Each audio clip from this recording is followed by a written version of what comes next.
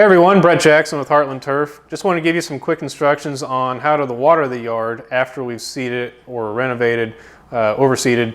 Anytime that we've put seed on the yard, we need to keep it damp constantly until that seed has a chance to germinate, grow, and develop a root system to sustain itself without so much constant watering. But in the beginning, we need to keep the surface damp constantly.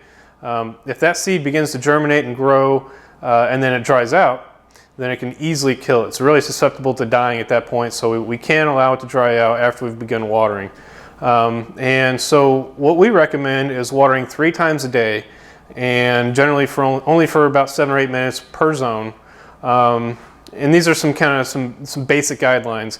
Now, if you've got some areas of the yard that maybe stays more wet, or maybe an area of the yard that has more sunlight and more wind kind of coming through, then you might need to adjust these times up or down to achieve constant dampness, but that's what you're going for. So if you go out at any point during the day and the yard isn't damp, then you definitely need to turn up the times. If you go out and maybe there's areas with puddles, then you can turn the times down a little bit.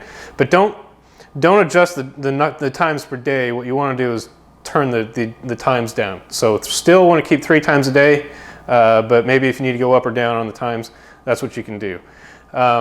Basically, after we've seeded the yard, you begin that program for about 3 weeks. After the 3-week point, you can cut it back maybe to once or twice a day. It kind of depends on what the weather's doing at that time, but we still need to keep it fairly damp. Don't want it to dry out pretty much till the yard goes dormant.